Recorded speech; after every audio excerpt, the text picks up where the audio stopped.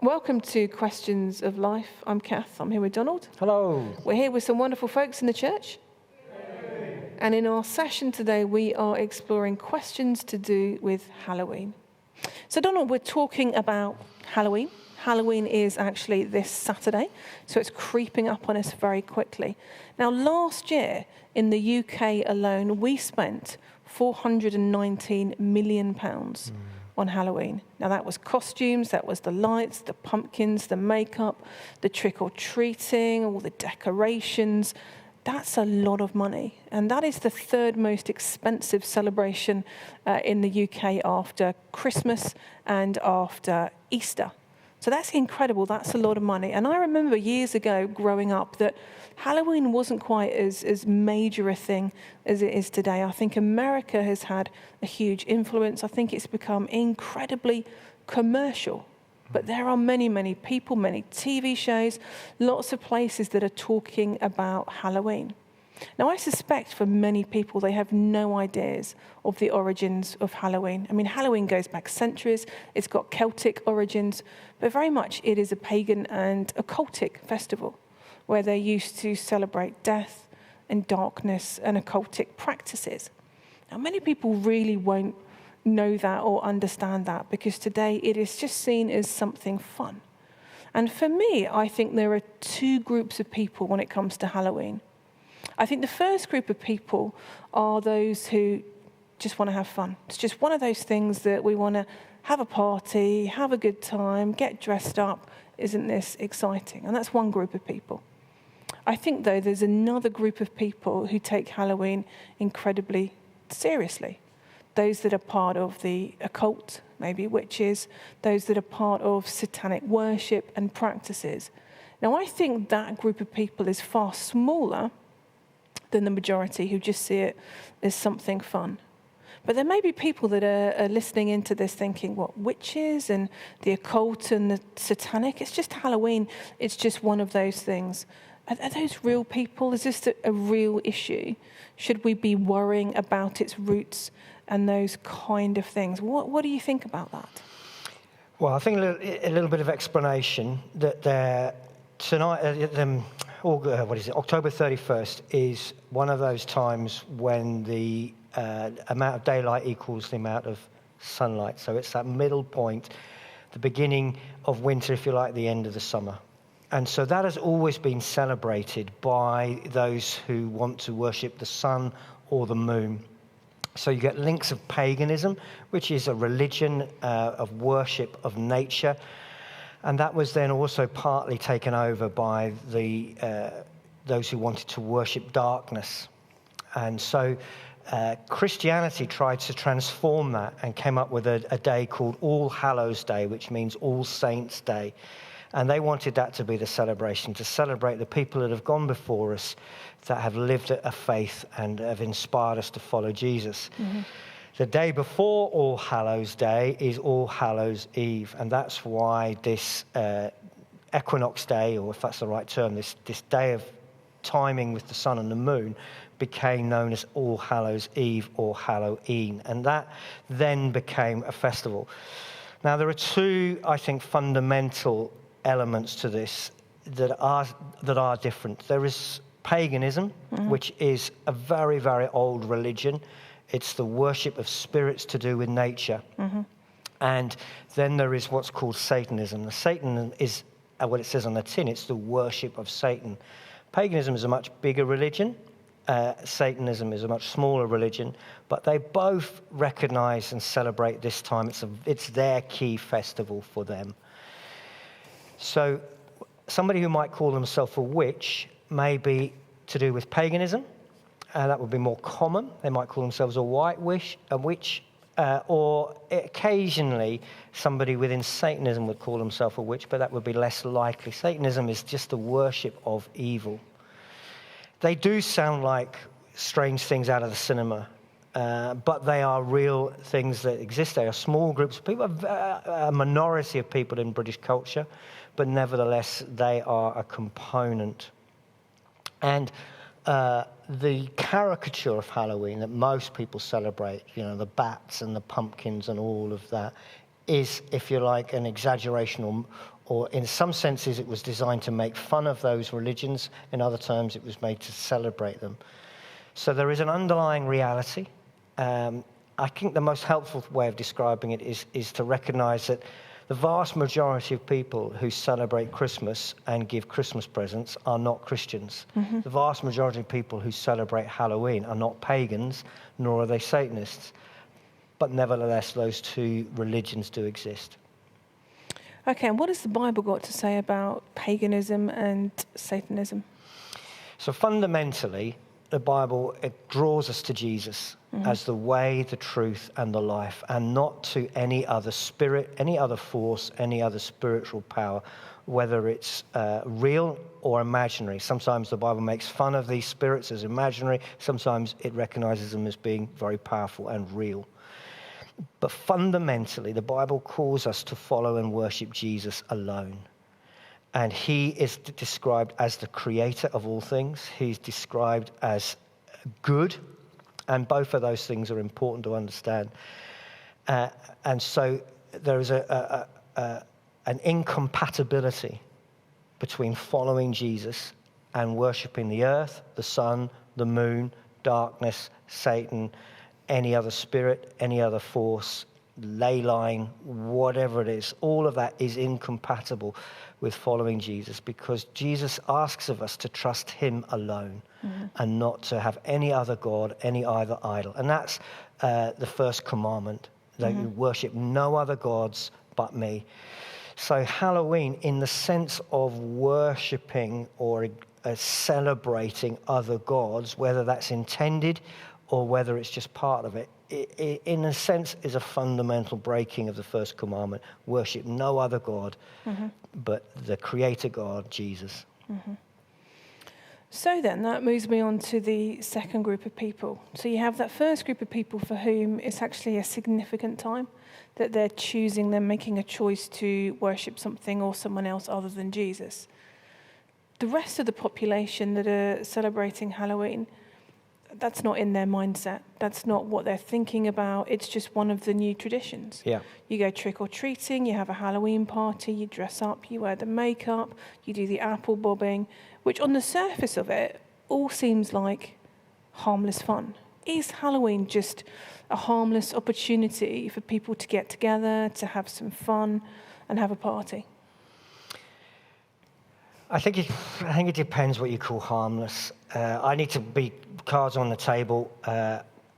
My children are grown up. We did not ever celebrate Halloween, and we withdrew our children from all of that stuff. So that's my, if you like, my background and my experience. And we did that partly because we wanted our children not to grow up confused as to who they worshipped, but largely because we didn't want to celebrate fear. And I think a lot of the contemporary Halloween stuff is a celebration of what's frightening. And I fundamentally don't think that's healthy for children. I was thinking about this as I was walking over. As a parent, I think we've got things upside down. We want to teach children the word no. And we want to teach them how to deal with disappointment. But a lot of our culture is about always saying yes to them and trying to make everything work perfectly for them. But conversely, I think we want to protect our children from fear. I don't think children having nightmares is a good thing. I think children should be innocent of fear. So as you bring up a child, you want them to understand and experience disappointment. The world doesn't always go the way they want, but you want to protect them from things that are frightening and disturbing. And I think our culture's got it the wrong way around. So we protect them from disappointment by giving them everything they ever wanted, but we expose them to things that are frightening. And I think that's unhealthy.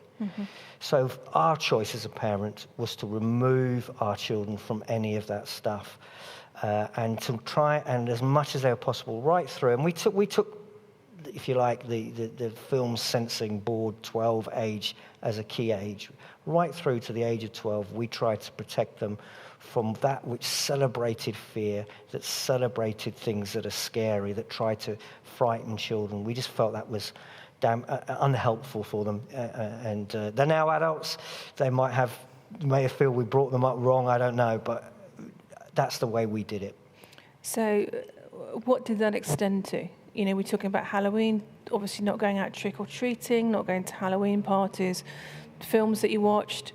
Was that across the board? Yeah, across the board. So we didn't, I think then when they were very little, we hardly watched TV on Halloween, and we wouldn't watch all of that stuff. As they got older and obviously understood what was going on at school, we just said, that's not what we celebrate, that's not our religion. They didn't go to parties. I'm afraid I strongly discouraged trick-or-treaters. I just either didn't answer the door, or if I wasn't aware and I'd answer the door, I would just shut the door straight away. Partly because I don't think children being encouraged as strangers to knock on my door is a good idea, because it's just not safe for them. But we just generally withdrew from the whole thing. What was partly convenient and partly a decision was we've always used this time as a church to do holiday club. And so that was in essence a part of it, that we've always wanted to give children a really brilliant week, which is all about church, is all about life. And we just never, ever mentioned Halloween. It's just not part of our culture. It's not part of the way we lived. And did they get grief for that at school? I mean, they probably got grief because they're the minister's kids anyway. But were they, you know, I'm not all aware those that they got grief for that. If there are any children watching, you might want to put a finger in their ear. They got more grief from being don't say that. told from the outset that a certain person didn't exist. Okay, that's okay. It's worried me then all my life. Because again, I felt that's important to me in my faith, that I don't worship somebody else at Christmas. I worship Jesus. And so we, from the very earliest, and they did get grief for that because they disclosed that to their peers at school. Oh, my life. I bet their families Which I were hold really no chuffed. regret or guilt over. Oh, my life. If you lie to your kids, what can you expect? Controversial this evening. So, back to Halloween. We're talking about it not being helpful because actually it evokes fear. That one of the things that it's based on is darkness. Yeah. And of this celebration, if you like, of death and things to do with the darkness. And I completely agree that it's not helpful. I struggled for years with nightmares. It's always been, don't know whether it's just me. And when I was 15, we talked about this before, I went to my friend's house for the weekend, sleepover, and she decided that we were going to watch the Nightmare on Elm Street films. Now, I don't know what certificate they were at the time. I suspect they were in 18, and we were 15.